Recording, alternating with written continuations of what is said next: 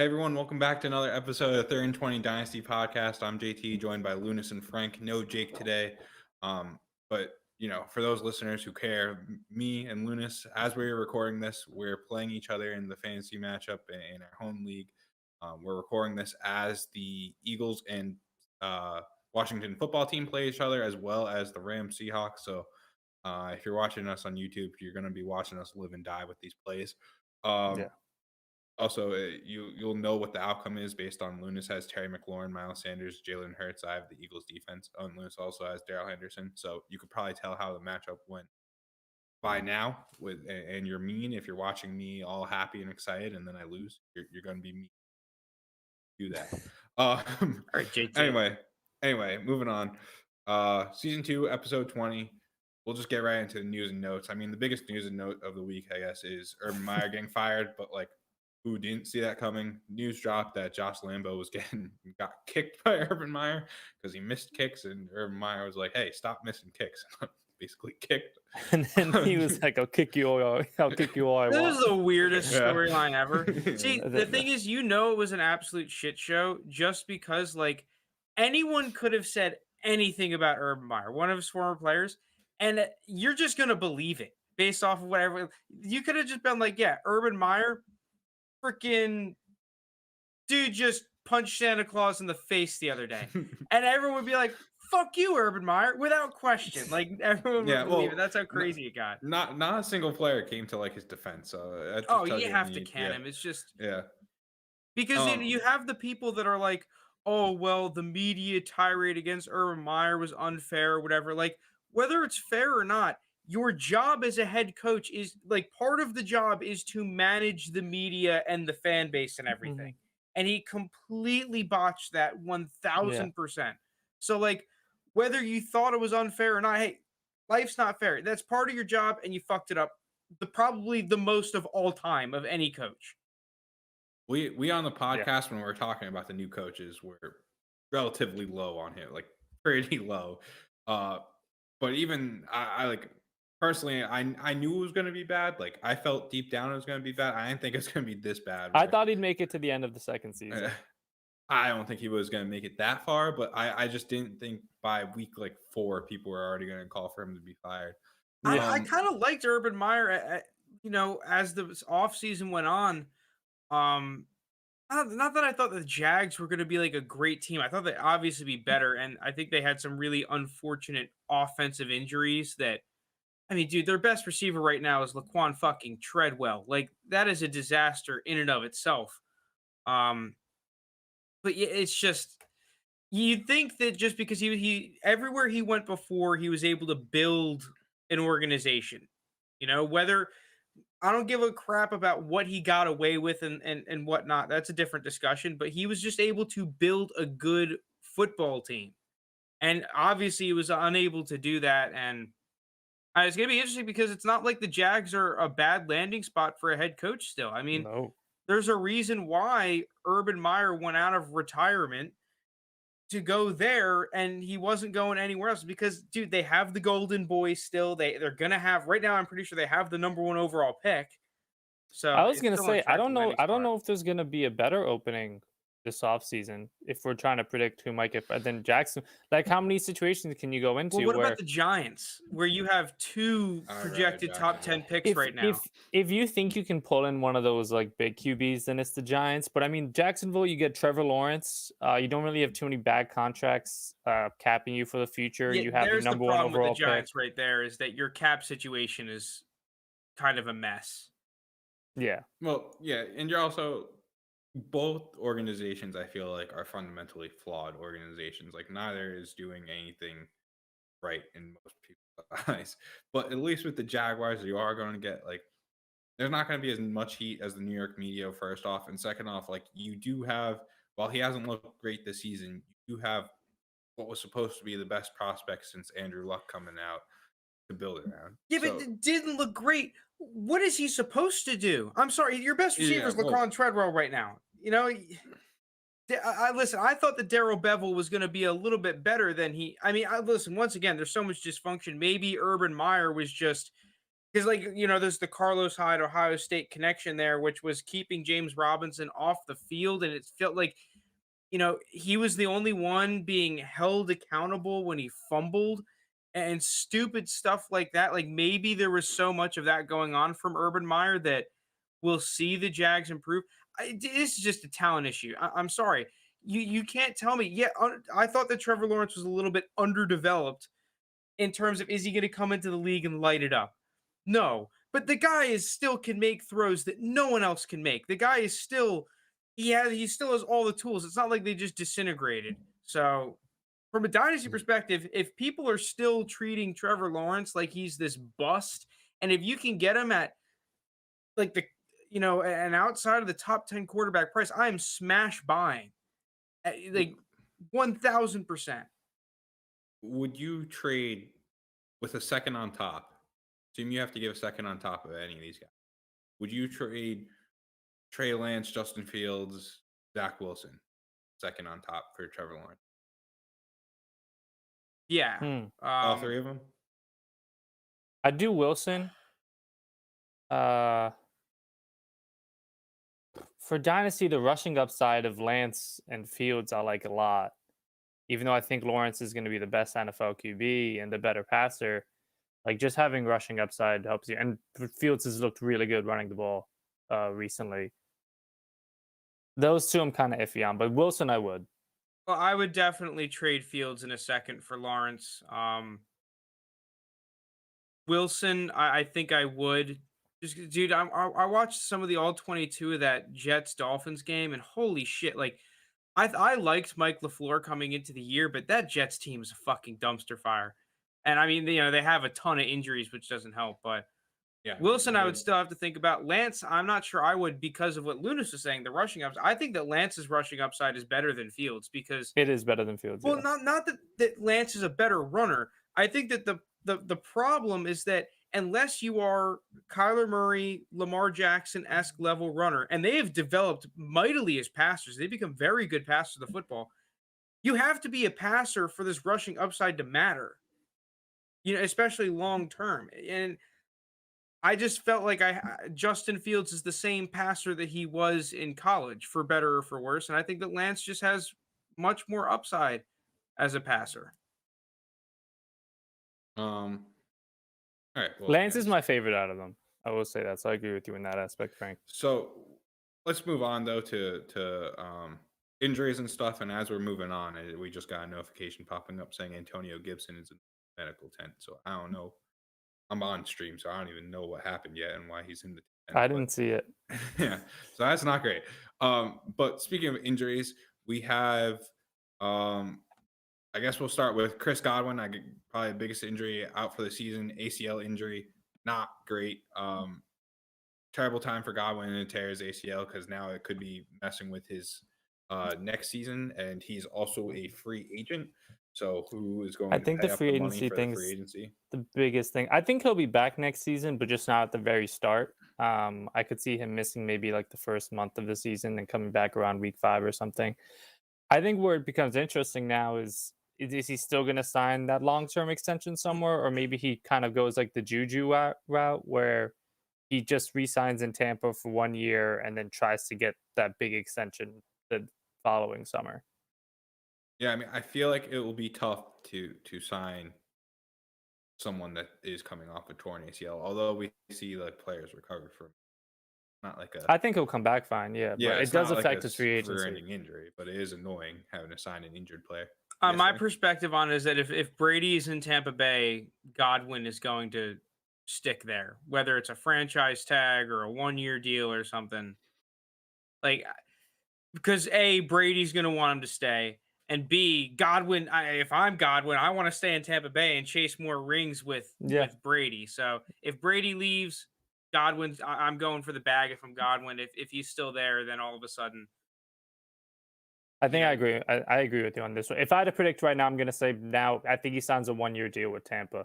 Matt Stafford just threw a pick. He did just throw a pick. All right, these games are crazy. I know. All right, moving on. Fournette is also going on IR, and Mike Williams also has a hamstring injury. It sounds like Fournette's probably the most severe of the between him and Evans. He'll be out for the rest of the fantasy season, which is annoying.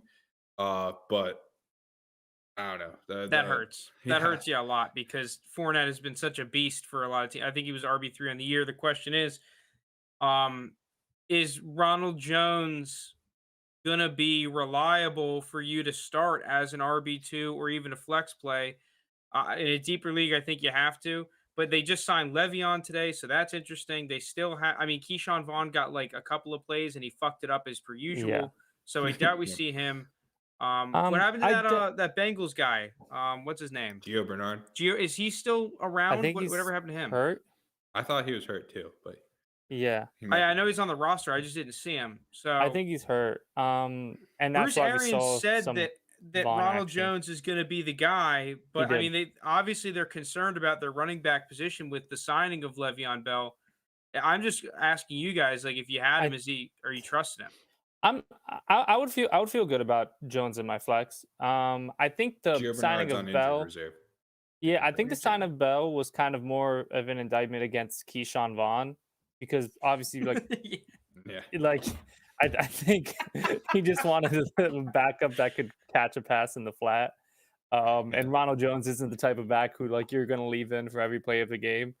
So I think, for those who might not have watched the game, poor Keyshawn Vaughn finally got his opportunity. And there was a big Brady just looked one, so annoyed with him, and he dropped the ball when he had a first down in the bag, and it's just Brady just gave him like the death stare. Yeah, it stinks. All right. So yeah, well, with that, sticking on the Bucs, it's basically just the Bucs news section of the week. We have AB finally coming back from his suspension and injured ankle. It's been like 10 weeks since we've seen him, basically. Yeah. I don't know whether you agree or disagree with how the Bucs are handling it. Talent wins out, and especially when Mike Evans and Chris Godwin are both hurt, we're going to see AB. I think he has potential to really pop off these next 2 weeks solely because of like circumstances around him. He's going to be a league winner in a lot of leagues. Well, if you got that far with him out, then yes, but I don't know if people would get that far with him out. Yes, Frank? Yeah, I think that AB is definitely a locked and loaded wide receiver one, but I think the guy that we're not talking about enough that could be a nice little pickup if you're desperate, maybe more towards redraft or really shallow bench leagues, would be Tyler Johnson. I think that Tyler Johnson's a guy that was just kind of stuck behind some good players. He's made plays previously, and I think that this season has kind of earned the trust compared to guys like the Scotty Millers and Jalen Dardens on that roster. Yeah, Scotty Miller's kind of just gotten buried. And especially I was going to say Tyler Johnson's going to fill in for a lot of those Godwin reps from the slot. That's where he plays also. So I like the Tyler Johnson mention. Yes, it's going to be interesting. And sorry, JT, I'm kind of stealing your job here, but next segment, COVID. Once again, going crazy. It seems like Kansas City has the COVID bug. Yeah. Is there anything else going on with COVID? Cole Beasley got it, and I know that he's not vaccinated, so he's basically done for the fantasy season. Mm-hmm. Yeah, the thing with that is different now with COVID is I don't know if you saw it's going to be easier for players to return quicker, because now it's pretty much like before you were getting tested regardless of like you're vaccinated, but now if like you're asymptomatic, you won't be out as long, or you can avoid it in the first place. So I don't think it's as much of a lock that someone's out for like the 10 days, whatever span. But it's been the same thing in the NBA and the NHL. It's just running through all these leagues. So hopefully you have good depth. Am I crazy or do the Browns play on Christmas? I'm pretty sure the Browns play on Christmas. Yeah, the Browns. So like, is there a chance that, I mean, by the time people are listening to this, maybe they know, but like, is there a chance that like Baker is still on COVID, the COVID list by the time Christmas? Because Christmas probably is won't in a couple be. Days. He probably won't be unless he's dealing with symptoms. Is he not vaccinated? That's the thing I was gonna say. I think he's vaccinated, so I'd assume he's back. It's just crazy that this is like actually impacting fantasy teams. I know, and it's like, and we don't know everyone's status for a lot of players, so it's like it's hard to predict. Yeah, I think that for me, at least how I'm treating it is that it's just come the day of the game, like,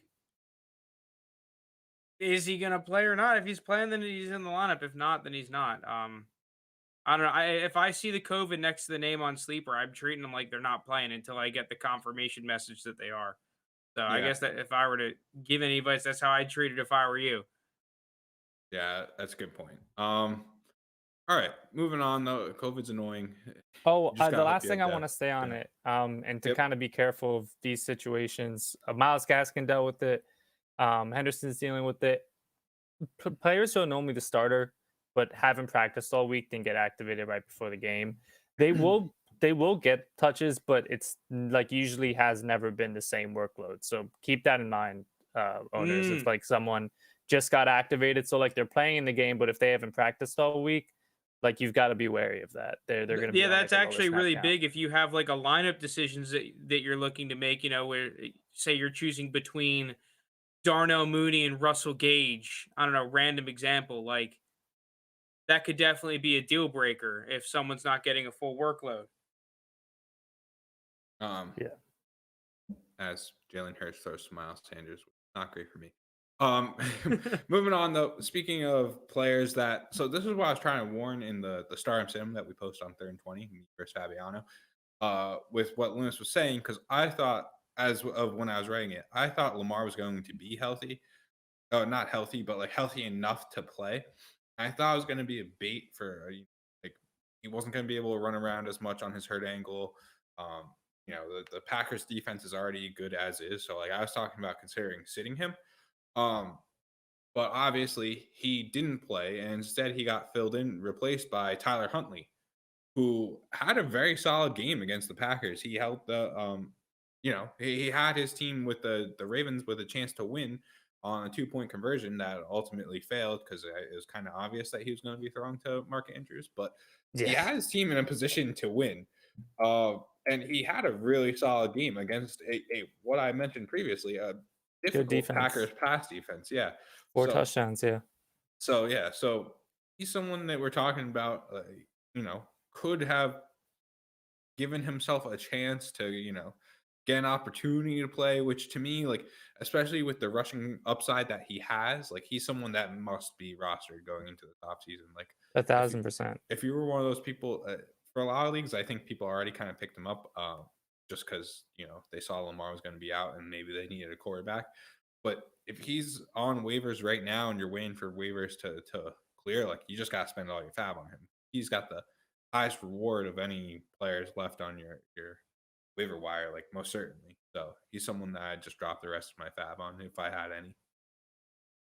I mean, it's really interesting to see because, I mean, first off, you have to give hats off to Greg Roman for the game plan that he put together and the system that he's developed that, Huntley, he had some open guys, he had some easy throws, but at the same time, you're right, he did play really, really well.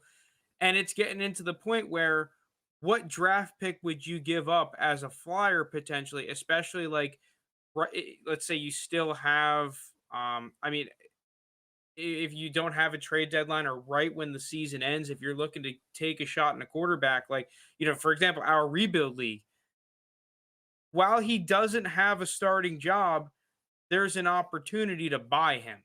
Oh, it looks like we lost JT. Hold on, I'll get JT back. I'm curious as if you had Huntley, what would you be looking to sell him for? / what would you have to pay to buy him? That's a good question. If I had him, I think I'd want like an early 3rd. I don't know if I'm selling for less than an early 3rd. I'd want like one of the top 3 or 4 picks of the 3rd round. I'd give like more late. Go ahead, Lance. Well, no, I'm not even saying what I'd give. I'm saying like if you had him, what would it take for you to give him away? So if someone came to you with like 309, you would accept it? I think so, because just like the issue is like if he gets, this is a big if though, if he gets the chance at playing, like he could, be a very he could be a top 12 dynasty quarterback because of his rushing upside. Like he could, that is in his realm of possibilities. But that is a huge if, especially when there are quality backups like Gardner Minshew and Mitch Trubisky. who also will be looking for their chance to start. You have Jimmy G, like, even though Jimmy G has been playing really solid for the 49ers, like, the 49ers just spent so much to get Trey Lance that they're going to have to play Trey Lance next year, whether or not Jimmy G's better. So they'll just try and recoup the value that they can for Jimmy, and he'll probably be somewhere else. Then, not to mention, you do have, while I don't love this quarterback class, like, you're probably going to have 3 or 4, maybe 5 first-round quarterbacks. I doubt there will be 5, but I've seen some say definitely 3 or 4. Yeah, so there's going to be a lot of quarterbacks coming into the league, and I don't really know how many are leaving the league next year, other than Ben Roethlisberger is rumored. The thing I will say with some of those rookie quarterback situations, I'm sure for most of them, I'd say maybe all except for whoever gets drafted first, there'll probably be a bridge QB that plays a lot of the season. And that's kind of what I identify Huntley. Obviously, I don't think Huntley's going to be some team's franchise quarterback. I think the hope is that either he starts somewhere for kind of almost like a Teddy Bridgewater or what Andy Dalton did. The thing that I find interesting is, like, listen, I agree. I think it was JT that was kind of giving off the vibe that I don't want to give up an early third for Huntley. Like, fuck that. I'd rather just draft the receiver or running back that's on the board around there, especially in this class where I think we have some good depth at running back compared to the previous couple of classes. And on top, this is a great receiver class. I think that early third is definitely, if you're looking for safety and the hit rate, right? If you're just looking to get a good, take the pick, right? But the fact of the matter is that, and I can't stop thinking about this, the best times it seems like in recent memory to buy rushing upside at the quarterback position is when it is, for whatever reason, underpriced. And you can go through, either they're underpriced or they're the number one pick. Those are the times it has panned out, it seems like. Okay, Kyler Murray and Cam Newton, congrats. They panned out. They were the number one fucking pick. You paid up for that rushing upside. But Lamar Jackson, 32nd pick in the draft coming out of the NFL, right? There was clear concerns about whether or not he could be a passer, whether it was valid or not, it was priced in. Jalen Hurts, 2nd round pick, behind Carson Wentz for a ton of the season, right? There was so many reasons why you could say, dude, I don't want to buy Jalen Hurts long term or buy him for the price he's at in Dynasty. High-end QB1 this season, right? And there's other similar examples where it's like, dude, the best time to get in is when you have all of these concerns. And fuck, dude, I kind of want to shit. I don't have any Huntley, and I kind of want him because I like what I saw. I like the data analytics around him. I think he's kind of underpriced even at that 3rd round pick. If I were to try and get him, I'd try to do some sort of player swap, probably for a receiver where I can recoup that receiver pretty easily, given the price range that are around. But dude, I kind of want Huntley right now. I think I'm willing to overpay at the current market to get him. Well, we have Joe Herbert in chat saying that he wouldn't give up Huntley unless he's getting a first back. A first? Yeah, I'm not giving up a first for him. That's a little crazy, but I mean, I don't love this draft class either in terms of the quarterbacks, unless he's saying that Tyler Huntley is as talented. Well, his quote was, "I've had Huntley on my roster since late last season. He's as talented as any QB in this draft class. I want a 1st round pick to take him away." Well, to me, this draft class, first off, is not that talented other than Matt Corral, who I think is like good, not great. And maybe Sam Howell. I still kind of like Sam Howell. I still think both those guys are certainly better than Huntley, 1. And 2, like a 1st round pick for Huntley. Like when we're talking Jalen Hurts, what's Jalen Hurts worth to you guys? Like, there was a point in time, even just a couple weeks ago, where Jalen Hurts was like a late first. Well, he needs to be the starting quarterback to ever be in the realm of 1st round pick. As long as he's not a starter, he's not a 1st round pick. There's just no way I'm giving up a 1st round pick for Tyler Huntley. Like, he would have to be, even if he's named starting quarterback, even then I'm probably not giving up a 1st round pick. Like, it's just like he's an undrafted quarterback who played good. Like, he had a good game and he showed his rushing upside and he showed what he's capable of. But now I think we're getting a little too crazy with what we're evaluating. Yeah, well, the market for me has always been for these really questionable high upside quarterbacks that late second, early third round pick. If we traded Taysom Hill in a league for 212 when there was, he was in the battle with Jameis Winston to be the starter, and he got that random ass wacky contract extension. Jalen Hurts in rookie drafts in Superflex rookie drafts was generally going 208, 207 to early third round pick, right? And the guy's a second round pick. And once again, he wasn't looked at to being the starter. So as of right now, you can't give up more than a late second. I think that at that point, it's just a little bit foolish given the current market, right? There's no reason that you should have to pay more than a late second. And I think if you have Huntley and you can get a late second and you don't need that upside at the quarterback position, why wouldn't you sell him? Yeah, I agree. All right. But with that, I think we should just move on to our main segment of the day. And that is the wide receiver draft. We're going to do a little spin on it rather than, Lounis saying his rankings, Frank saying his rankings, me saying my rankings. We figured, you know what? We like doing drafts. Why don't we just live draft the receivers and where we'd rank them? And then, kind of make it, I guess it wouldn't be exactly our consensus how it might fall, but generally what 3rd and 20 thinks the wide receiver should be ranked. So with that, I think we should just kick it off. We're going to do a live draft. We haven't drafted before. We haven't talked about this. We don't know who's higher on who. Well, we know who's going to be the first pick nonetheless. Yeah. Well, all right. Who is, of us three, though, who's going to be the first pick? I'll be the first pick. All right. Lounis taking the easy way out. Yeah, Lounis will take the cop out. No, you just asked. One of you wanted. Yeah, go ahead. Nah, I'm busting your chops here. Go ahead, Lounis. Should I just write it in? What should I? Yeah. Do you have the sheet on? Are you in the Google sheet? All right. You could say it out loud for now. And wait, no, I see. I'm pulling up. Okay. Justin Jefferson.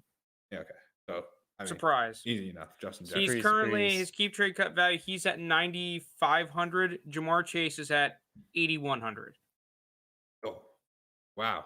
And that's on the ranking, right? So that's not even taking into account the value adjustment they have, which is probably, according to Keep Trade Cut, around a late first, if I had to guess. Maybe an early second. So unanimous right now, wide receiver 1, Justin Jefferson. I didn't know it was that unanimous, but I can't really disagree that he shouldn't be wide receiver 1. All right, moving on. I think clear cut who I want. I'll go 2. I think it's clear cut who I'm going with, and that will be Jamar Chase. No question here on Keep Trade Cut either. He's 1,000 value above CeeDee Lamb, who is wide receiver 3 consensus. Wow.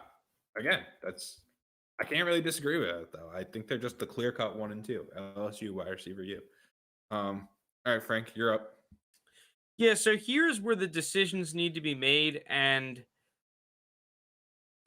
I like CeeDee Lamb. I'm not the biggest CeeDee Lamb guy in the world. I'm actually not exactly sure who I want to pick here.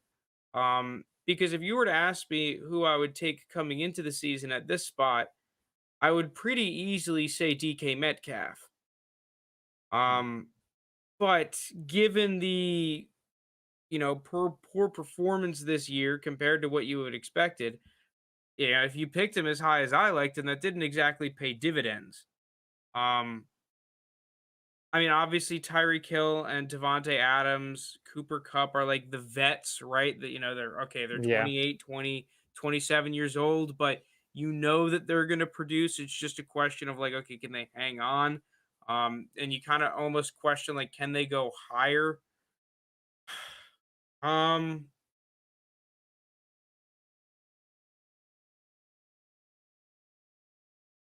This is an annoying pick. Tough one for you, huh? I really don't know who to take. Would you take CeeDee Lamb here? I would take CeeDee Lamb. I don't think I would take CeeDee Lamb. The thing is, I don't like AJ Brown that much. At least at wide receiver 3, right? I'd be between CeeDee Lamb and Tyreek Hill at this spot. Are we snaking this draft? I don't know. Well, because that you might have the next 2 picks if we're doing a snake. So if you're between 2 people. Yeah, I'm just having a tough time with this pick. This is not a fun pick to have. Frank's already against. I think. I feel like a lot of these guys are pretty overrated at this price. I don't disagree. Yeah, I think at this spot I'm probably going. It's either Tyreek or CD. Interesting.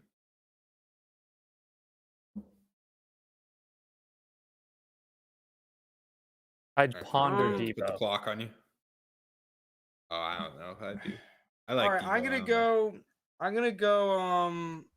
I'll go CD Lamb. I'll go with consensus at 3. I don't love it, but I'm just not sure I can make an argument in my head for anyone else necessarily. Mm-hmm. And then at 4, I kind of want to go Devontae Adams here. I don't hate that at all. It's either Devontae or DK Metcalf. I'll go Devontae Adams. Okay. The thing is that, like, dude, Devontae Adams is just such a fucking stud. The guy's insane. Yeah. I think current right now he's the best wide receiver in football. Yeah. Devontae, yeah, definitely. Could just take over games. So you kind of made this pretty easy for me though, Frank, because for me, I think it's just DK clear as day as my wide receiver. I'll put him as wide receiver 5. I might even have him higher than that in my personal.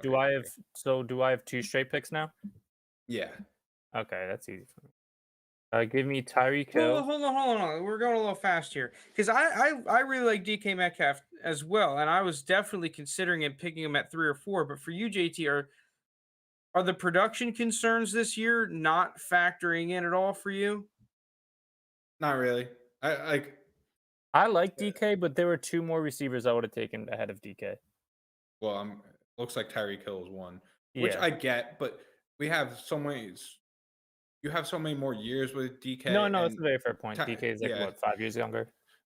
Yeah. So part of it's age, and then part of it is I think obviously there's going to be a production dip when we're switching from Russell Wilson to Geno Smith for a month, and the Seahawks offense as a whole, like I just don't like Pete Carroll as like a head coach and his whole philosophy of if we run the ball this amount of times we're going to win. I think like DK is, while he has Russell Wilson as his quarterback, I think he's in a worse situation than many would give him credit for, just because of that. Not to mention, he's in one of the hardest divisions, if not the hardest division to play in. To me, production, it wasn't great this year, but he still had his games where he popped off. I think he still could pop off, rest of the season. We're watching him right now against. I don't know. I think he has 1 catch currently, but I don't know. For me, I think you're just going to get a long periods of wide receiver 1 production from DK Metcalf, and while that necessarily didn't pan out this year, I think sure he will be up there. Yeah, I will give you that. Like, it's funny because the Seahawks fans have complained every year about their offensive coordinator and their play design and this, that, and the other. And I think that this is the year that I have really said to myself when watching the Seahawks games, I hate this offense. I really don't like what Shane Waldron has done. I think it's bland. I think it's basic. And clearly the one that helps the most is Tyler Lockett.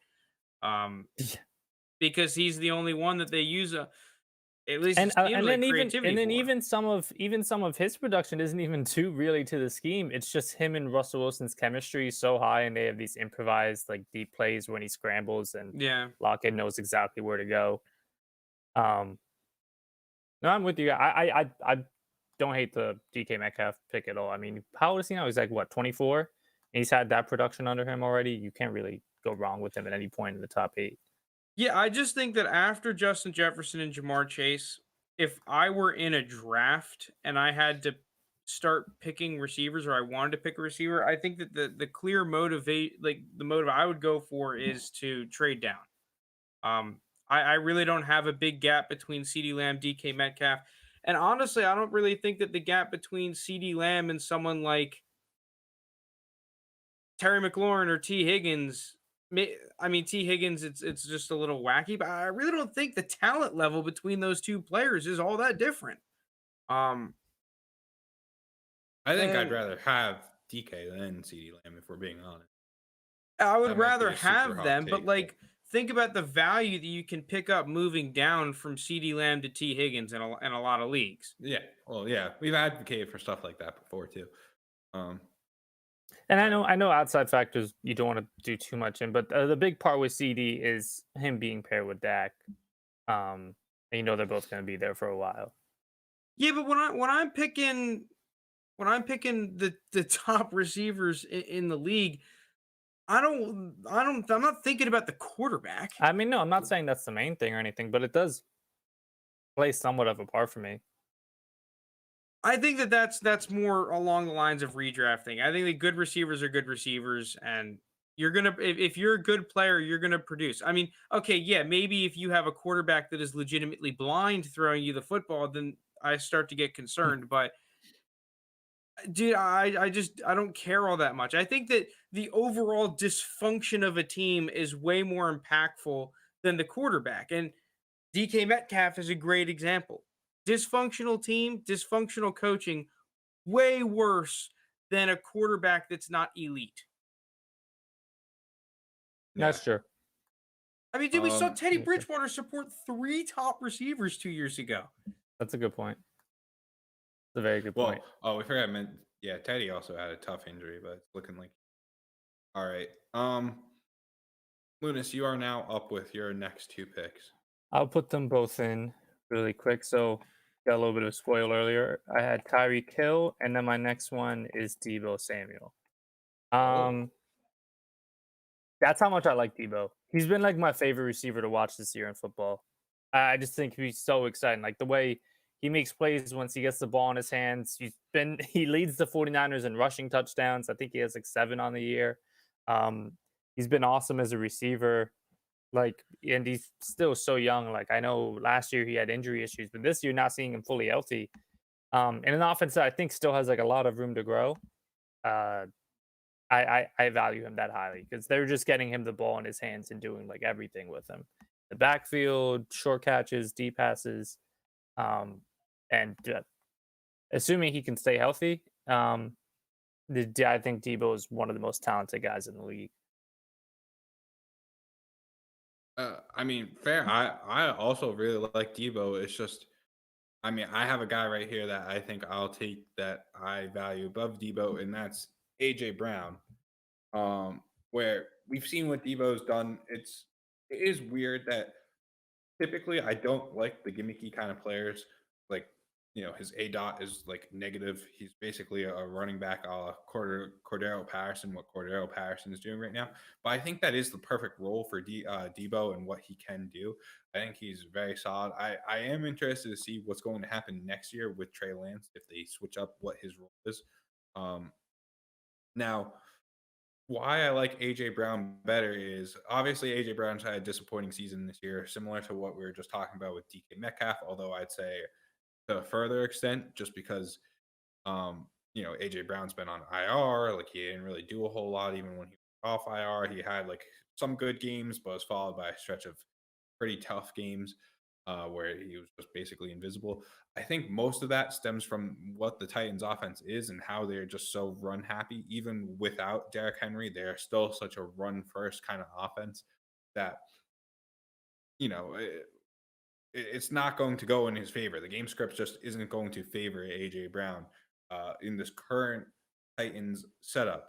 But where I think that will change is eventually they're going to recognize that they're going to have to pass the ball. Like they can't just be a run first team with Derrick Henry aging out.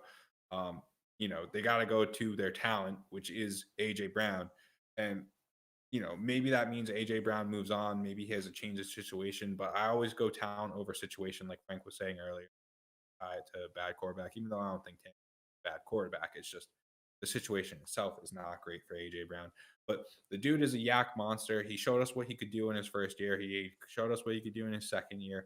I don't necessarily think he'll ever give us like top 5 seasons, but I think you could get a solid stretch of, top 12 mid-level wide receiver 1, levels, 8, wide receiver 8, wide receiver 7, wide receiver 9, like seasons like that in a row where as long as he could stay healthy. Now his knees are kind of a concern,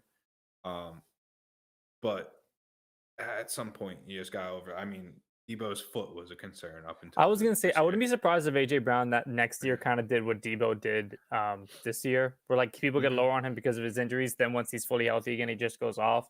And he was the other person I was considering when making the Debo pick. And so I pretty much agree on every word you said. He's insanely talented. And if you're telling me he's going to be fully healthy, I'm going to have him higher. The only reason I had him a little bit lower is because of the injuries this year. Yeah. Matt Stafford also just, I mean, I don't know where Frank has this guy, but Matt Stafford speaking of which, okay. It's my pick, right? Yep. Yeah, Cooper Kupp, dude. I love Cooper Kupp. Matt Stafford just launched one to Cooper Kupp for a long completion. Yeah, Cooper Kupp a couple of years ago was like one of my favorite picks in drafts. So that is somewhat panned out to a certain extent. Yeah, I like Cooper Kupp. I think he's a smart player. His value is obviously super high, considering like he's close to breaking the fantasy points record of points from a receiver. But the guy's just a phenomenal player, especially at like this wide receiver 9 price. That's great. It's just he's in that Mixon paradox range where people want that top end receiver in the league price, where you really don't want to pay, top 3 receiver price for him. Exactly. It's tough too. Well, you're I'm up again. Yep. This is the tough zone here. Yeah, I'm kind of thinking between like 2 players mainly. Those 2 being Stephon Diggs and Terry McLaurin. Oh, okay. I was not considering either of them here. So same. That's interesting. Obviously, there are some other players that like Jalen Waddle. I think is definitely like a lot of the younger receivers, right? So like, if you like Jalen Waddle, should I say the 2 I was kind of looking at? Sure.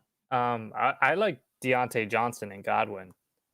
I was not considering those 2. All right, so we're in just crazy zone for wide receivers. Yeah, there's definitely going to be people that like DJ Moore, that want to take him here. I mean, I think that I wouldn't fault anyone, and Devontae Smith, I think I think it's a little rich for Devontae Smith here at 10 though. Obviously JT, you don't like him. Yeah, and Deontay as well. I like Deontay a lot. But I think when push comes to shove, I don't blame you with McLaurin, because the day McLaurin gets just a solid quarterback. Yeah, the thing I like about I'm gonna go with Terry McLaurin.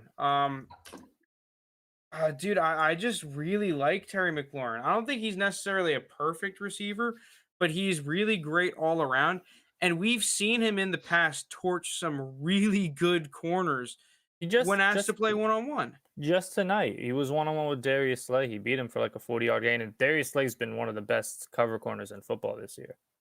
Yeah, and we're talking about dysfunctional offenses and how that can impact you as a receiver. I mean, the Washington football team, for 2 years in a row now, it's took them half the season to figure out how to get any sort of consistent offensive production. And even now, it's still somewhat shaky, and it's mainly been on the back of Antonio Gibson being healthy and some sort of established running attack. I guess Taylor Heineke's played a little bit better as well. Yeah, I just think that Terry McLaurin, from a talent perspective, is you watch him go up against these good corners, and the dude just dices people up. Yeah, so Frank did kind of hint at, I was between 2 totally different people. I think I'm up here, yeah, because it'll go me and twice again. Well, you kind of just described how I feel about DJ Moore when we're talking about dysfunctional offenses and everything. And you want to talk about dysfunction, obviously Washington, but then you got to look at what DJ Moore's had in Carolina.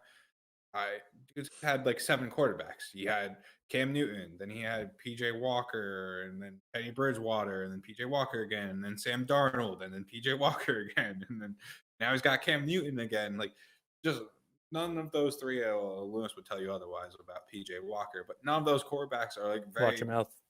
Yeah, they are great quarterbacks for.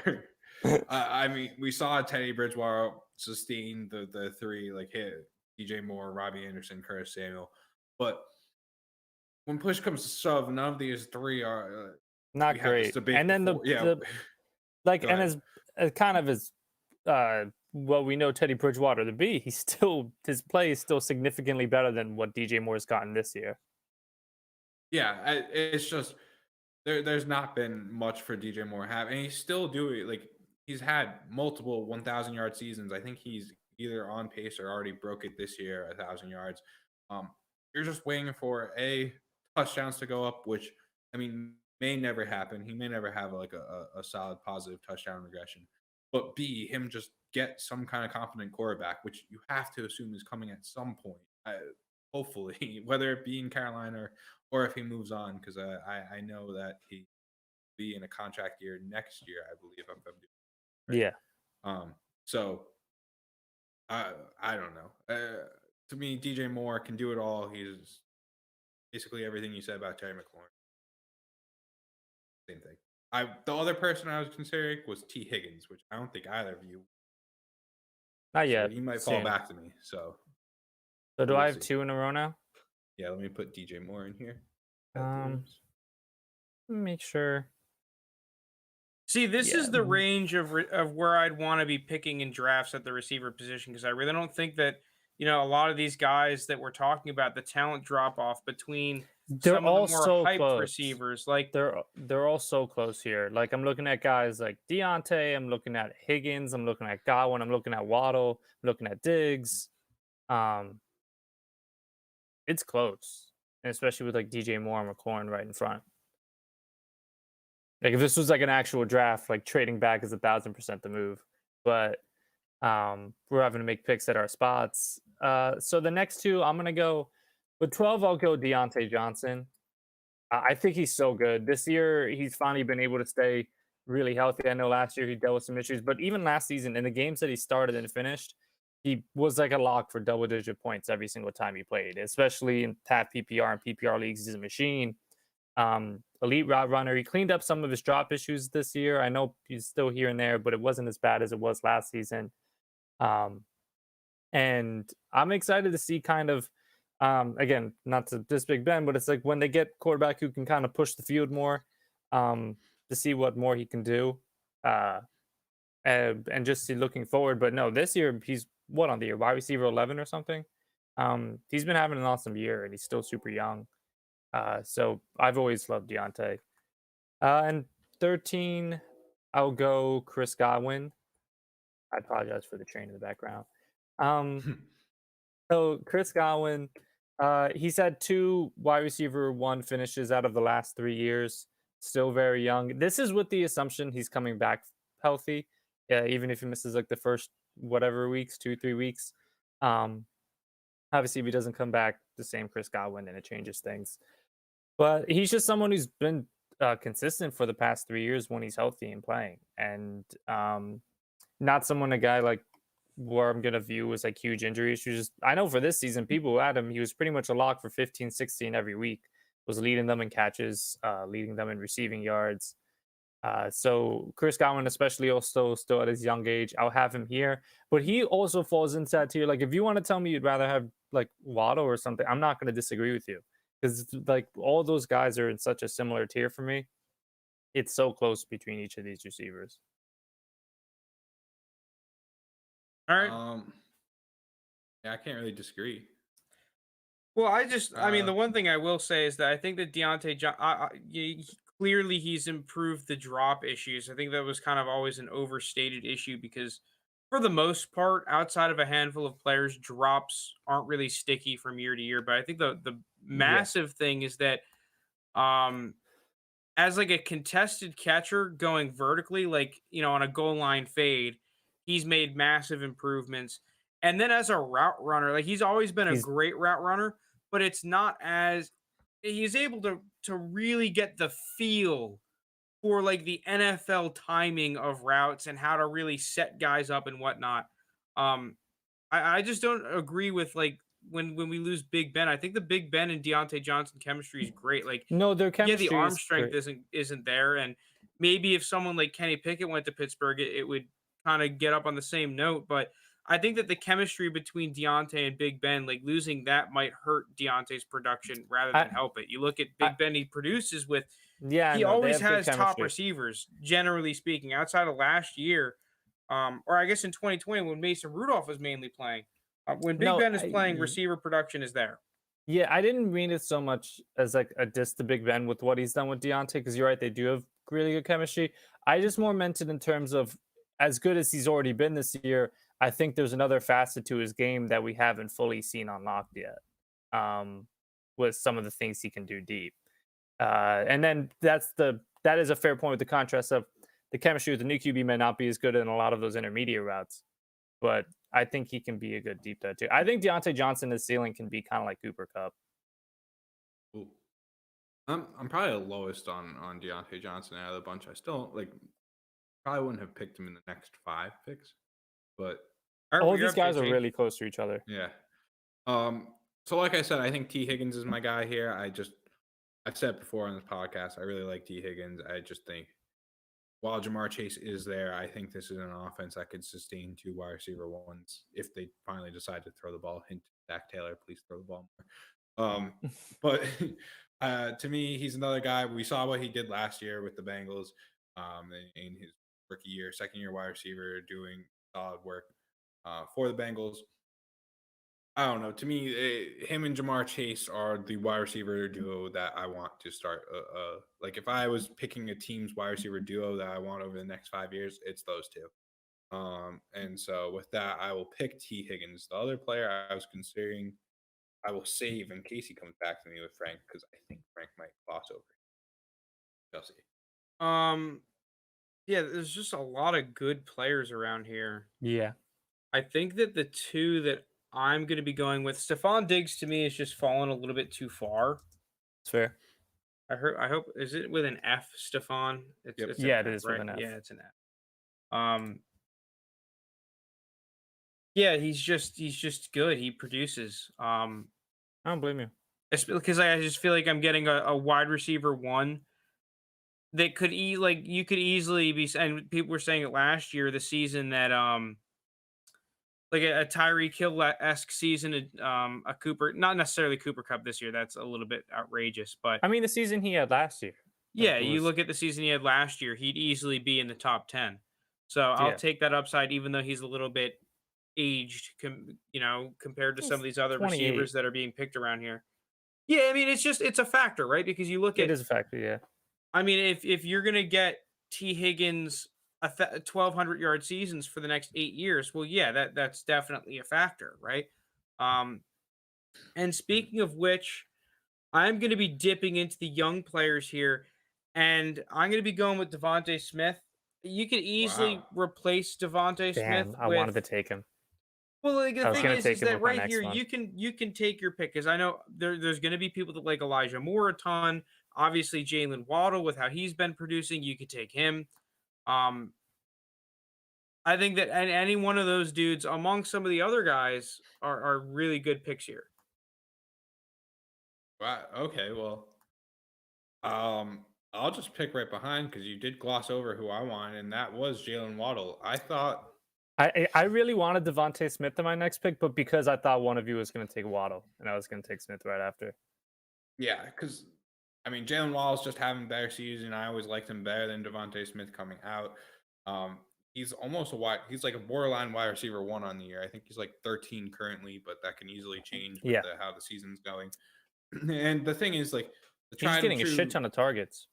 The tried and true method is if you're good your rookie year, like, you're very likely to be good for like the rest of your career. So obviously there are some outlier cases, but with what Jalen Waddle's doing in his rookie year, with Tua being hurt for a good chunk of the year, with just the mess that the Dolphins kind of have been, and he's not exactly Jamar Chase levels, but he's not too far behind Jamar Chase, who we all think is like, or at least as in we, like the fantasy community, thinks is like the best wide receiver prospects since, I don't know, Calvin Johnson, I think I saw being. It's very interesting to see how good Jalen Waddle has been. And if Jamar Chase wasn't in this draft class, I think we'd be talking about Jalen Waddle a lot higher than what we currently are. I think he's going to be someone that is going to start to sneak up as the offseason goes. His ADP is going to be higher. We're going to do some startup drafts in the future. And I think we're just going to see his startup draft keep rising during the offseason. So for now, I'm going to take Jalen Waddle at wide receiver. Is that true? Wide receiver 17, I'm getting Jalen Waddle at? That feels low. Well, I'll just it is kind of, but I mean, all these guys. The thing is literally from like pick 10 to 17, all those guys are kind of interchangeable. Yeah. Like you could tell me you have any order of those 7 guys or 8 guys, and I'd hear you out. Like I'd understand it. I think I would rather have Jalen Waddle.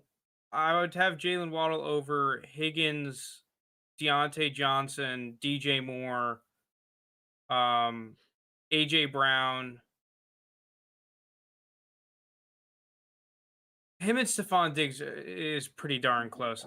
That is a tough one. But I like Devontae Smith more as a prospect. I think that Devontae Smith is a freaking beast.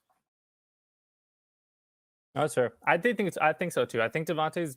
You got to. The Eagles are more of a rushing attack. I think if he was on a pass-heavy team, his stats would be very different this season. I mean, to me though, he's a rookie. Yeah. So he's had 3 touchdowns. He's had a couple of injuries, which is unfortunate, but a little bit. But he's had like 3 touchdowns called back this year, and they were all in like the first 3 weeks of the season, when they were just getting a ton called back. But okay, so with my next pick, I'll continue the rookie streak. Like I said, I'm gonna take Elijah Moore here. Wow. He just finished the year so well. I mean, I was on him post draft. He was my wide receiver 4 after the kind of the big 3, and then notoriously I had Tony 5. But I really liked Elijah Moore. I think he can get open on anyone. He can play on the inside and outside. And for him to have been putting up like pretty good production in that offense with like, again, I still think Zach Wilson will be good, and like you just gotta let it grow. But their offense has been a shit show majority of the year, besides that one game against the Bengals with Mike White. Like, and I guess the Tennessee game for the most part, it's been a shit show. And he was one of the most productive fantasy wide receivers for like a little bit over a month stretch. I think he's going to figure it out more. And I think the offense, him and Zach Wilson are going to get more chemistry. Elijah Moore is someone I'm really high on. I've always loved him. I think he's one of the best. He has a case for best route runner of the rookies, in my opinion. I think the others are more talented receivers, but in terms of route running, he's filthy. I mean, they're desperately missing him right now. Yeah, no, they are. Because, I mean, Jamison Crowder's lost a step a little bit. Braxton Berrios, like, dude, they don't have a... I mean, you saw when Miami last week, they kind of started out in a lot of zone looks. And then, Zach Wilson, the Jets were not necessarily carving them up, but they were having success, especially for fucking the Jets standards. And then they switch it up to a lot more man, and no one could do anything. No one could do anything. Yeah. No one's getting open. That's what I'm saying. That's where he comes in, because you leave him on man, especially if you put him in the slot, he's gonna go open. So I love JT, you up? I have a second pick real quick. You got a second pick. Where are you going? This is a little bit of a hot take. I've just always been high on this guy, and I've said it on this podcast multiple times. I was debating the Baltimore receivers. I was debating Mike Evans. Those were guys in heavy consideration, but I was feeling a little bit of a spicy take. Going Chase Claypool. Listen, man. Listen. I get the first down dances. I get the tomfoolery. I get when you guys just get smacked by Cincinnati going up to Mike Tomlin. He's like, hey, how about some music at practice? And Tomlin's like, fuck off, kid. I get it all. I understand it. He's just so talented. I just think he's such a talented receiver that it's like the talent's going to prevail over the TikToks. Like it's talent over TikToks. Yeah, talent over TikToks.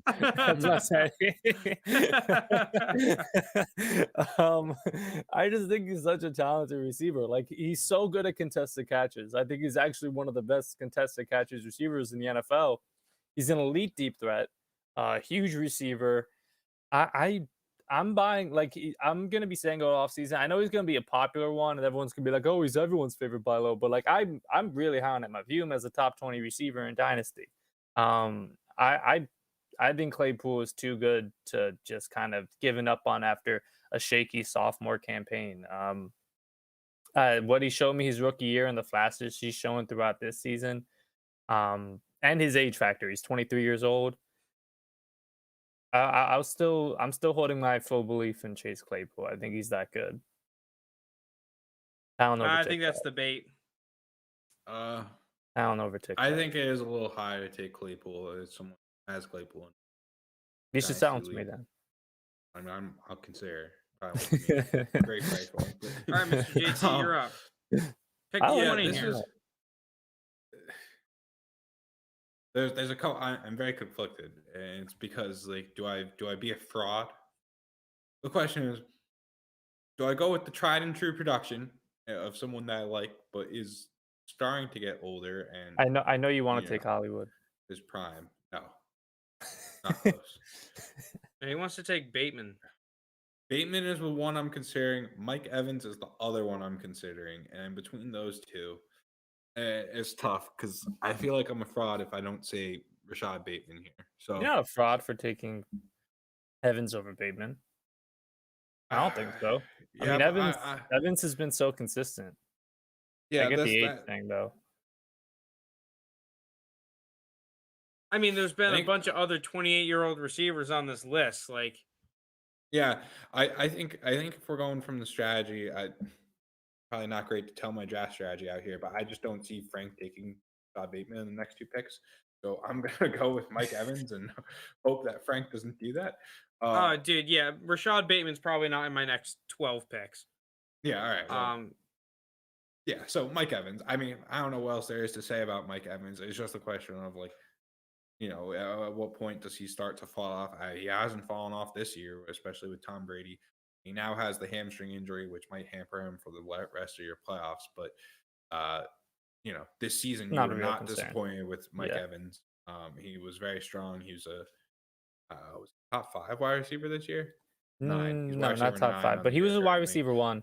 Yeah. Wide receiver 1 on the year. Just consistent year after year, wide receiver 1 production.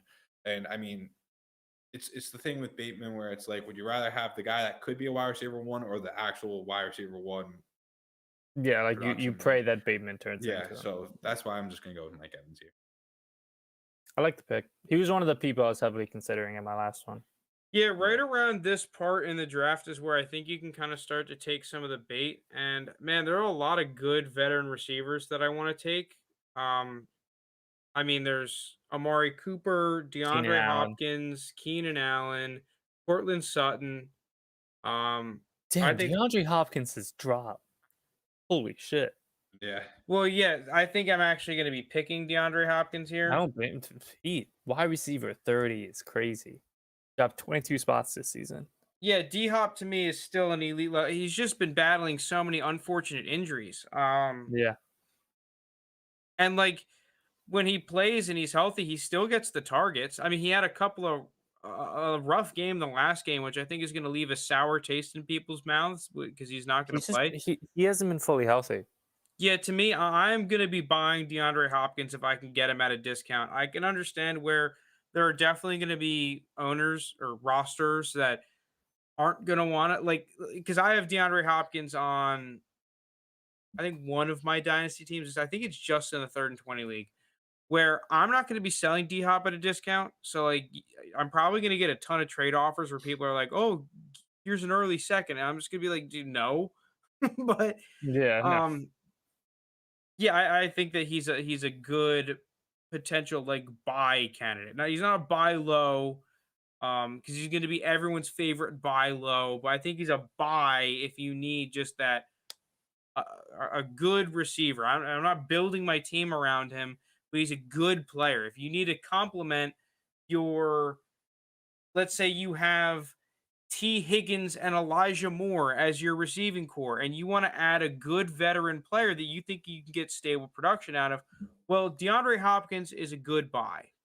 I'm going to have DeAndre Hopkins at 21. He's just too talented. And obviously age is a factor, but I think he's going to age pretty well.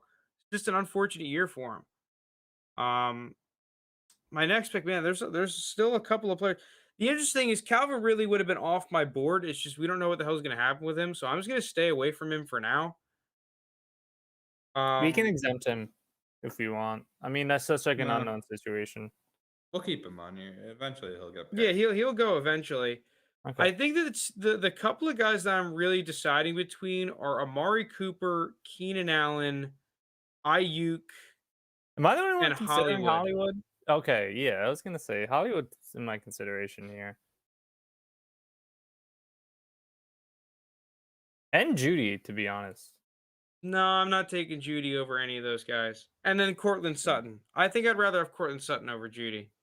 Same. I will say I was getting clowned in the 3rd and 20 for my take that why Judy wouldn't be a wide receiver 36. And while he did get injured on points per game basis, he's not even still close not. to a wide receiver 36. Yeah. Man, I think I'm going to decide between Keenan Allen and Hollywood. This might be taking the bait. I'm going to go Keenan Allen. Whichever one you didn't take, I was going to take on my next Yeah, one. I think that there's the obvious concern of Keenan Allen's age. I just think that when push comes to shove, I know that I'm going to get a good solid 2 to 3 years of production out of Keenan Allen. At least I'm hoping. And wide receiver 22, maybe it's a couple of picks high compared to where I would realistically like to pick him at. But good player, wide receiver 2 price. It's fine. There's definitely guys that have more upside, and there are going to be players that you can pick behind him that will eventually. Because like the problem with Keenan Allen is you pick him at wide receiver 22 or wide receiver 20 or whatever, and the only way he's going to go is down. The guy can put up 1,500 yards and 12 touchdowns, and his value will only have a marginal increase. So that's the problem with taking Keenan Allen. But fuck it, he's just too good. You get him at this price, it's good production for the value. No, I like to pick literally the 2 guys you listed would have been 2 of my next picks. Okay, so my next pick. Wait, I'm up, Lounis. Oh my god, I'm sorry. Picks. I mean, you weren't gonna pick him anyway, but it's Rashad Bateman. I misspelling Rashad Bateman on the doc. All right, Rashad Bateman. We saw a glimpse of it, just a slight glimpse of what Rashad Bateman could be. Not last game against the Packers with Tyler Huntley, but the previous game against that was the Cleveland Browns, I believe, where Rashad Bateman had 8 targets for 7 catches, 103 yards. We saw him make 2 fantastic catches too. I don't know if people watched the game, but he had 2 fantastic catches. I just think while Moose will probably pick the other guy on the Ravens, like while Hollywood's the leader in targets for the Ravens as far as the wide receiver position is concerned, I just think this is going to be like Rashad Bateman is inevitable. Like I think he is the prototypical wide receiver 1. I think he will lead the Ravens in targets. And while people have not loved Lamar's passing, he has improved in terms of passing yards and the stats that you want to see for fantasy. And so to me, I think this is a team that's just going to move further and further towards the pass, and Rashad Bateman will be the biggest beneficiary. That's why I'm going with Rashad Bateman. All right, Looney, you're up. You got 2 picks.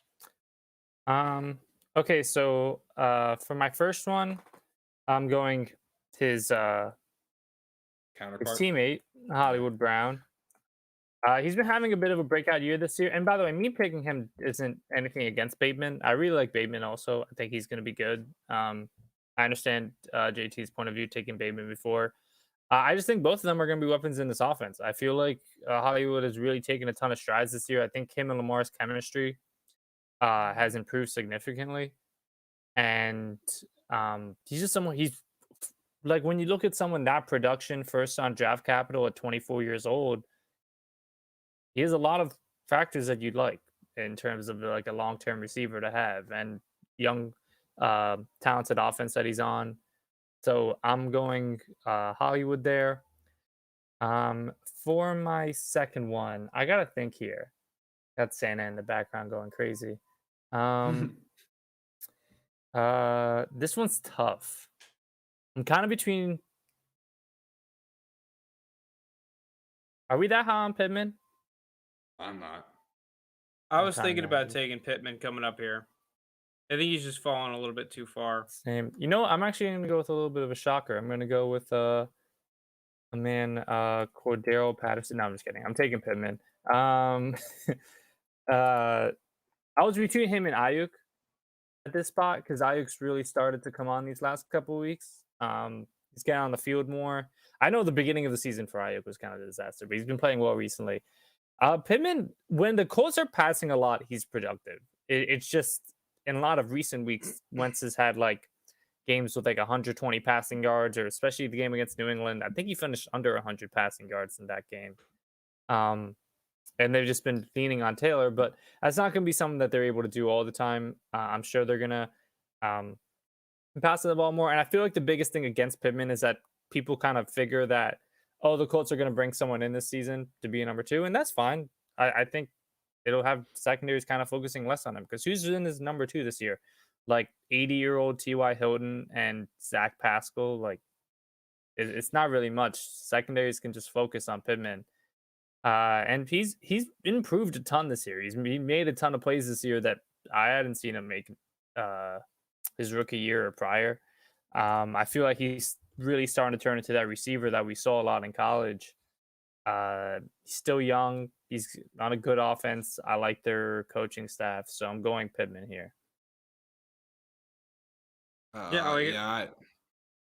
not a big fan of Pittman. I think he's very overrated. I think he was way more overrated previously, but previously. I mean, I wide receiver 25. I'm fine with that ranking for Pittman. Yeah. I'm going with Amari Cooper at wide receiver 26. Well, I think I'm up again, Frank. But are you? That's cool. Yeah, because we're doing the snake. So Lounis goes. All right. Well, sorry.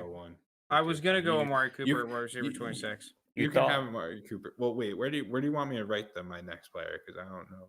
Yeah, right. Oh crap! I'm a couple columns down here. My bad. Okay. All right, cool. All right, that's where I'll put my next player. And unlike Amari Cooper, I think I'm going to go with. It's tough. People aren't going to like this pick, especially where I'm picking him, but I think I'm going to do it. I'm going to pick Courtland Sutton. I just think he's been getting too much hate recently. Teddy Bridgewater's been not stellar. This Broncos offense as a whole hasn't been that great. The Broncos just locked them up, though, long term. To me, Courtland Sutton, I've been saying is the alpha of this offense. I think he's, I'd even say Judy's the third guy on this offense behind Sutton and Fant. I've maintained that throughout the season. I still believe that to this day. I just think the Broncos need a quarterback. I hate doing this, but like Russell Wilson, Aaron Rodgers, a few others, maybe through the early draft, who knows? Like they're going to get a quarterback, because you can't just be having this kind of team with Drew Lock and Teddy Bridgewater leading the Broncos. I don't know who they're getting, but it's not going to be Teddy Bridgewater or Drew Lock. I know that much. So with that, I just think we saw what Courtland Sutton did before he tore his ACL. He had a very stellar rookie season. He's still not too old. I think he's 25. Might be 24. I think he's 25. Not that old. I don't know. I think compared to consensus, he might be overrated, but I think a year from now he'll be aptly rated around this point. No, yeah, I that was going to be my pick, because I thought I had the doubler, and I was going to go Amari Cooper, Courtland Sutton. No, I agree. And the thing that's nice about Courtland Sutton, which people aren't going to realize, is that, peak wide receiver production is usually around like 26. And I think he's going to be entering 26 years old, like JT said, 25 or 26. So he's going to be entering this peak part of the season. He's going to be a year removed from a major injury where he tore up his entire knee. I think that Courtland Sutton is probably one of the better buys in Dynasty for next year. Everyone knows he's good. I agree. But he's just being slept on. And you're going to talk about a buy low. This is a guy that if he has that, like I kind of just said it, right? If someone like Keenan, and this is the interesting thing about startup drafts, because I'm almost kind of drafting this more so as like guys that I would want like right now and not given the team. But Courtland Sutton to me should go earlier in a startup draft than he did in our draft, because if he has that 1,400 yard, 10 touchdown season, he doesn't even need a 1,500 yard, 12 touchdown season. He will be ranked as a top 15 receiver, a top 15, maybe even closing in on top 10, right? He's going to instantly shoot up like a freaking cannon. So the fact of the matter is that you could get him apparently on keep trade cut at wide receiver 36. I will pay wide receiver 25 price for him and be very happy about that. I would give up that late first round pick, which is apparently what he's worth, and he's worth less than that. I'd give up a late first for Cortland Sutton easy. Speaking of which, I think I'm just gonna do it here. I'll go Calvin Ridley. Yeah, it's an interest. Like, just don't know what's gonna happen. But like, if he comes back, he was a top 8 dynasty receiver.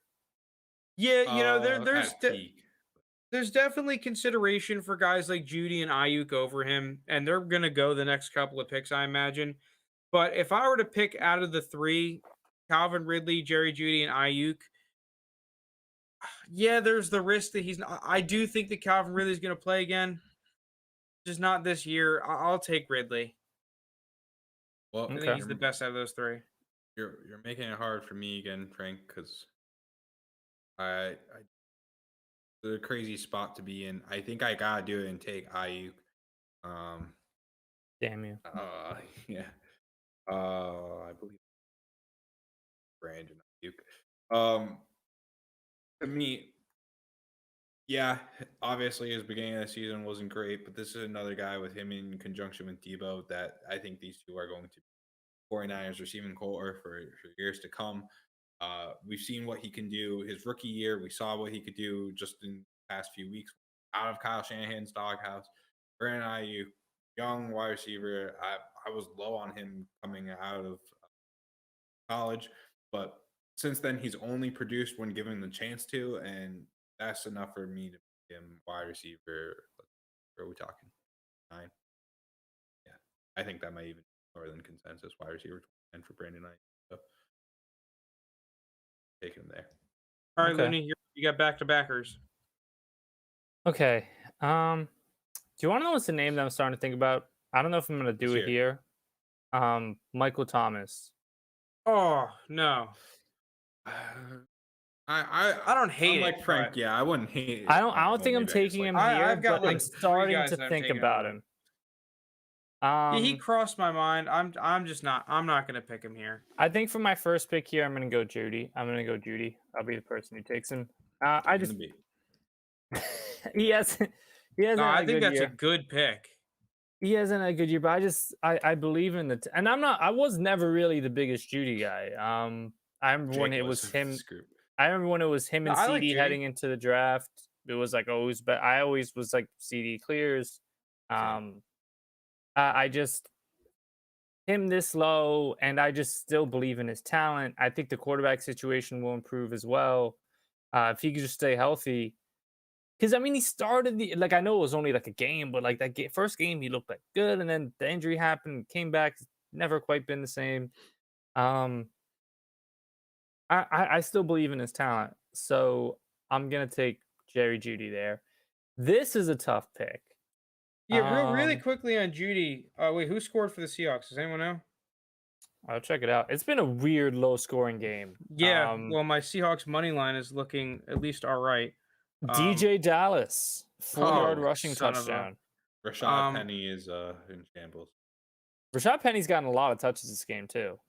The thing with Jerry Judy that I didn't like is I thought he was a good player coming out, and like some of the problems with Cortland Sutton. The Denver Broncos their passing offense just is kind of trash, and then Jerry Judy's been injured and whatnot, and because coming off of that first couple of seasons, I just thought that Jerry Judy was a little bit overpriced for mainly this year, right? The fact that he went through so much adversity, yet didn't really see much of a price drop. He kind of remained in that top 15-ish range for a while, which I'm just not buying him at that price. But now we're getting to the point where like wide receiver 30, I will gladly invest in him at wide receiver 30 just because of the upside. And there's a lot of things I think he does well. But, I wasn't huge on him in the offseason because I just didn't want to pay up for him. No, I'm with you. The owner's prices on him have been kind of no BI. He's going to be someone that you might be able to buy low on him depending on the owner, but would you really going to get good value on Judy as startup drafts? I feel that's where you're going to find yourself being able to take him late, closer to that into the 20s out of receivers value. With one good year, if he goes and puts up like 1,100 yards, yeah, he's gonna be easily in the top 20. Yeah, back around to what he was at. See, now it gets interesting with this next pick. Who are you thinking? So then I'm looking at guys like, do I really want to go Mooney? Not really. I feel like I thought I knew who you were gonna pick here. Do I want to go Tony? Yeah, that's who I thought you were gonna pick. I'm between him and Michael Gallup. That'd be. What? Him and Gallup? What? Gallup. Okay. I mean, I don't hate Gallup. I'm just surprised. Who do you think I was going to take over them to? I thought you were just going to smash Tony. It's close. Tony's talent, I think, is deserving of this spot. If you told me he's going to stay healthy, I would take him without hesitation. It's just the sorry, Miles Sanders just had a big one. Hoops McCann just came in and said he's only given up Huntley for an early second. All right, maybe I'm not buying any of Huntley then. Early second. Here's the thing with those early prices for Huntley. This is already assuming the best case scenario that he's going to get a starting gig next year. You could easily not. Pick. Okay, sorry. I'm gonna stay by my guy. Kadarius Toney. JT just hates these last two picks. I mean, considering I get a pick next, I don't mind him. But listen, so the thing with Toney that was extremely frustrating this year, he just couldn't stay healthy. The one thing I will say about it is he didn't really deal with injuries that much in college. I don't know if it was just a weird year. I feel like everyone on that Giants team couldn't stay healthy this year. I don't know if you guys have ever seen the meme of like the Giants trainer and he looks like half dead at like 90 years old. I'm like, he can barely keep himself alive. I don't know how he's going to keep players healthy. But I just think the flashes that he did show, he still has his college playmaking ability. He was, whenever he got the ball in his hands, he would make defenders look like Division II players. He was making plays, getting open against good corners. He was doing a number on Trayvon Diggs, who is now appointed this like elite corner. So I'm taking Tony. If Tony can stay healthy, if he can't stay healthy like he did this year, then it's a bust. But if he can stay healthy, then I like it. Here he is. What? Giants trainer. Here he is. Oh, you found him? Yeah. The old guy. Dude, no wonder everyone on that team's fucking getting hurt every year. Look at him. Like someone's coming in with a broken ankle and he's like, "Is that your knee?" Hey, so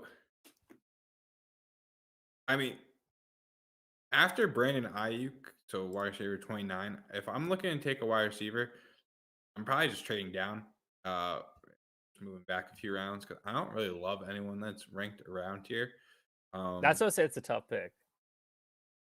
Yeah, looking at the board, I mean, guys that I'm looking at, Rondell Moore, Mike Williams, Tyler Lockett, and Juju are probably the four that I'd be between. And the issue with Tyler Lockett is it's just his age, right? Like Tyler Lockett is still producing. He still had a very good season.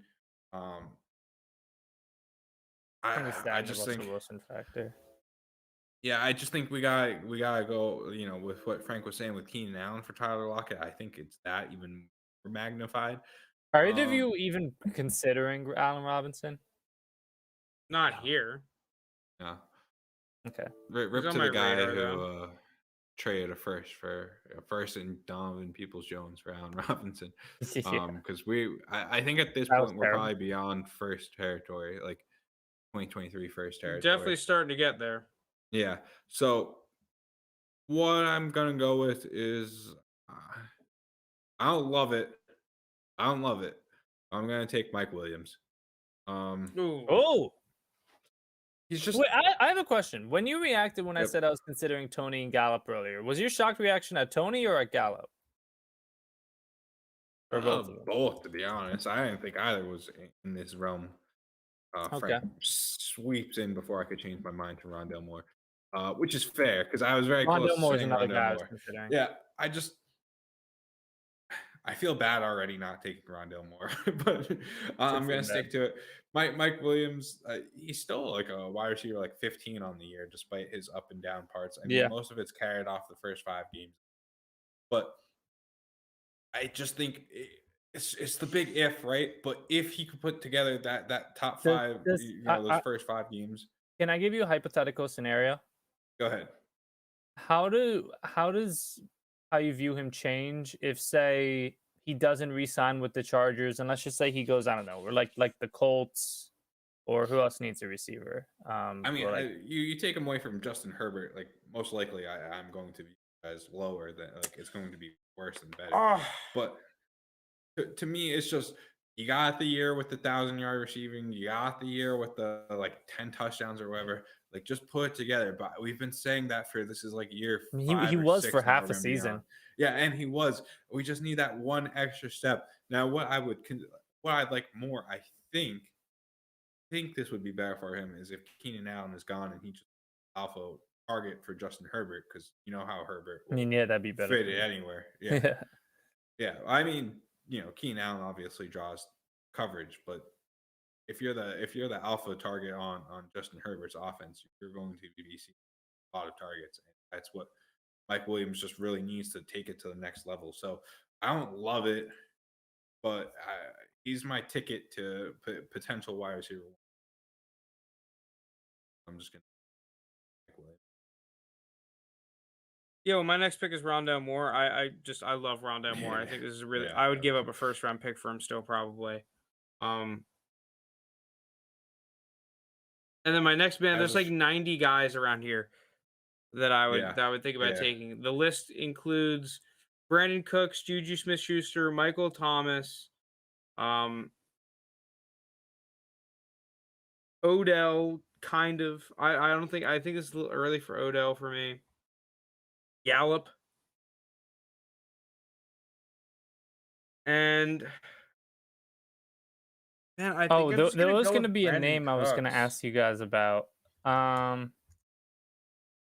Where is he? Are either of you considering did you say Amon-Ra? No, I'm not considering Amon-Ra here. I'd rather have probably like 10 players over Amon-Ra right now. Okay. What about Gabriel Davis? No. Okay. The thing is, right around here, like I'm just gonna. I took Brandon Cooks as my next pick. I'd rather just have a guy that keeps putting up 1,000-yard seasons. I think it's just Brandon Cooks has been awesome. Lockett, Brandon Cooks, these kinds of guys, I'd just rather have, and I mean, I'm just gonna keep snatching them up as much as I can. Cooks just won a lot of people their playoff games this week. So and he's doing this on an offense that is just not good. A Davis Mills led offense. Yeah. Yeah, I'll go Brandon. Like I'm just gonna start snagging up cheap vets here. Okay. Is it my pick now? Do I have the back to back? Okay, we gotta start speeding this up, Lounis. So we gotta. Yeah. I'll go Michael Gallup for the first one. I think Michael Gallup's lower production has been a result of he plays with 2 really fucking good receivers in CeeDee Lamb and Amari Cooper. But I think talent-wise, he can be a very good number 2 on most teams. We saw in his second season, he had 1,100 yards as the number 2 the year before they drafted CeeDee Lamb. Since then, he hasn't been able to produce the same, obviously, but I still think he has the talent, and he's going to be a free agent. And I don't think the Cowboys are going to sign him unless they somehow move Amari Cooper, which I don't think they're going to do. So Gallup will have his chance to go somewhere else and sign. And at that point, I'd be pretty excited about him. I think he's very capable of having good wide receiver 2 seasons. This next pick. Okay, I said I'll be fast. I'm gonna go Darnell Mooney. Okay. All right. I think him and Justin Fields have started to develop some pretty good chemistry. I think Allen Robinson's gone. I think he's gone. And I don't think the Bears go receiver. They don't even have their first round pick this year. I forgot. Yeah, they don't have their first round pick. And I don't think with their first couple draft picks, they're going to go heavy at receiver. I think they have a lot of other holes on their roster. I'm sure they want to get their O-line significantly better. That would be my first concern if I were Chicago. And I think Mooney and Fields have really started to build something, and I expect it to continue to progress. He's still young, and he's shown flashes. So I'll go Mooney here. Yeah, I think it's fine. All Decent value for me. So when it was Lounis's turn, it was actually my turn, but in the interest of time, I'll just pick. Oh, I'm sorry, man. No, I let you go too. I completely missed it. But all right, I'll just pick two real quick. So for me, I think I know who Frank wants. I'm going to go. I mentioned both of them in the last one, so I'll just take them here. Picks for me. I'll go Juju. I'll take Juju first. Okay, he's going to be a free agent again. He could end up somewhere better. Who knows? We saw what he did rookie year. I believe in the talent. The other one, tried and true production, Tyler Lockett. I still think he's a beast at this point. Very fair. Wide receiver like 33 or something, or 38. Yeah. Look, Tyler Lockett. All right, I'm gonna go Allen Robinson here. There he is. And then I'll go with Michael Thomas. There's just like, honestly, there's so many players in this category. I'd have to think more on who exactly I'd want to pick between like Michael Thomas, Odell, Robert Woods, Allen Robinson, all these dudes. But I'm like I said, I'm gonna start snagging up cheap vets here. Yeah. Right. JT, is it yours back to back now? Well, I just go one and then you go two. Okay. Let's just start going 2 picks a pop. Let's just start. Everyone's just going 2 picks a pop. I will go. I don't know what the deal is. So I don't know what the deal is with the Rams and what's going to happen, but I'll just go OBJ. Okay. Yeah. Sorry. But I'm also going to go his counterpart in Robert Woods. I don't know what's going to happen, but I don't care about Banjo. OBJ, Robert Woods, again, 2 veterans, very good production. I don't know what the team's going next year, but with those 3 healthy and that wide receiving core, like, see you, Van Jefferson. All right, Looney, you're up. Okay, I'm going to take a receiver. I still think he's super talented. I just think he has 2 insanely good receivers ahead of him. I'm taking Tyler Boyd. It's a good pick. This is the talent pick. I just think it'd be very different if one of those 2 receivers. It's just Higgins and Chase are studs.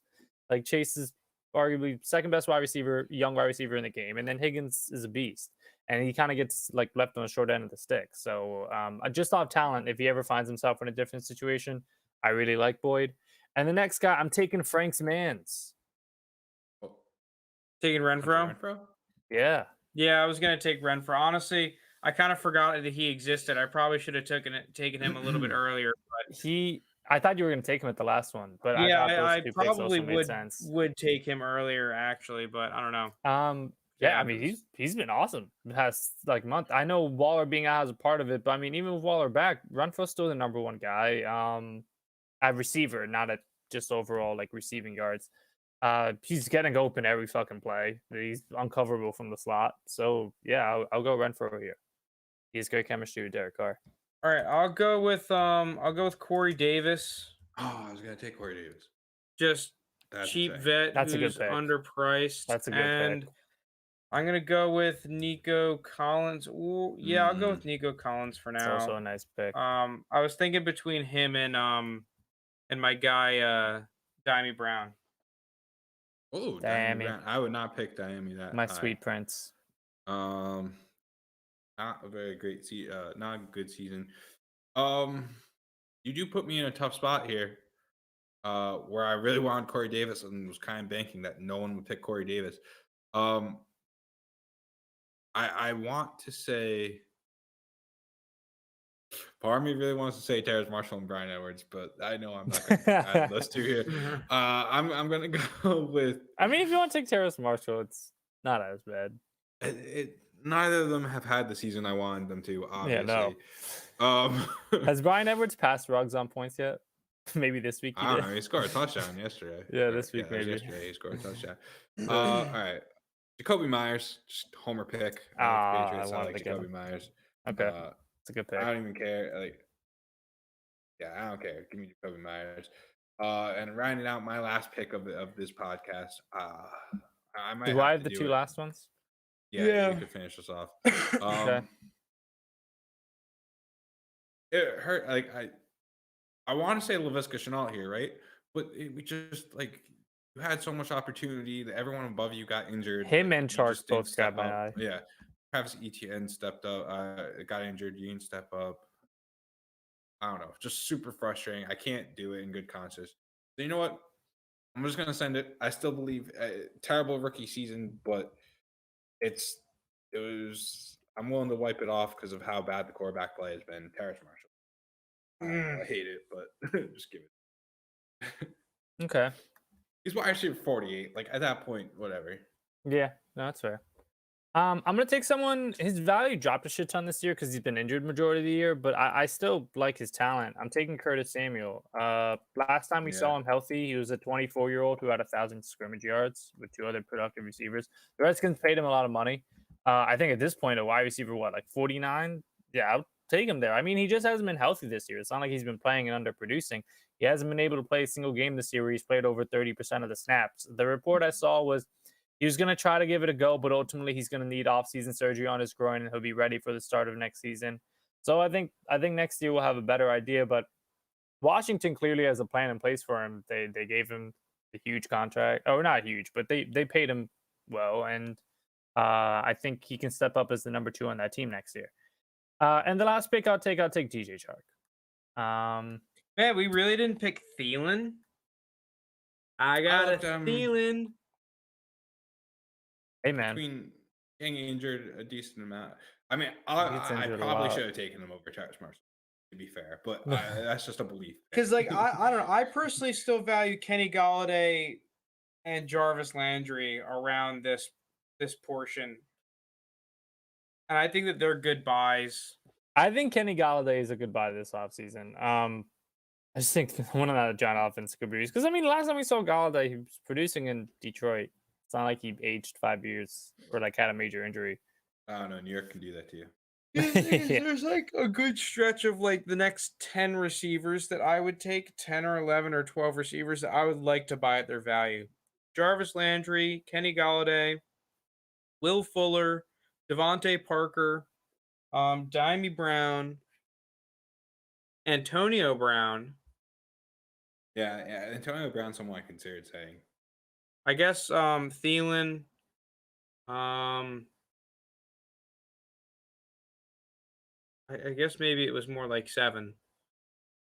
Gabe Davis too, but like the thing is that Gabe Davis you're actually gonna have to pay for. Unfortunately, you're not gonna be able to get him for like a Will Fuller price because I think that there are people that are willing to just get rid of Will Fuller for anything that they deem somewhat shiny. You probably get Will Fuller for any second rounder. I think it's getting to the point where you could do something creative to get him for less than a second rounder, a late second. All right, but I think this is a good place to cut off the episode. We ran a little long with the wide receiver draft. Yeah, so I was hoping to get to more than 50, but yeah, it's a wide receiver draft. We didn't really do much prep for the wide receiver draft, so like these are just kind of around where we take guys, and obviously because it's a draft, this isn't like necessarily our true rankings, any one of us, but it gives you a general feel for what we were doing. It also gives you an idea and a startup of what it would look like in terms of where the wide receivers would go against each other. Because we have 3 totally different opinions. The wide receivers, I would say. Yeah, so comment below what you think we fucked up the most. There's a few of them. I definitely think there's a few that already I feel kind of bad about. Looking at it, I mean, not to spend too much time on dissecting our own, but I think I might have went a little too high on T. Higgins, maybe a tad, but I also think Jalen Wall falling to 17 is going to be something that most people disagree with. Oh yeah, I don't think that's what happened. Yeah. Yeah, I don't know. Well, we needed Jake here because Jake would have taken Jalen Waddle. Yeah, Jake would take Jalen Waddle at 4th. Yeah. All right. Well, season 2, episode 20. Thank you everyone for listening. This is right before Christmas, so Merry Christmas. Oh yeah, happy holidays, JT. To everyone. Okay, Feliz Navidad. That's done. All right. Thanks everyone. Peace out.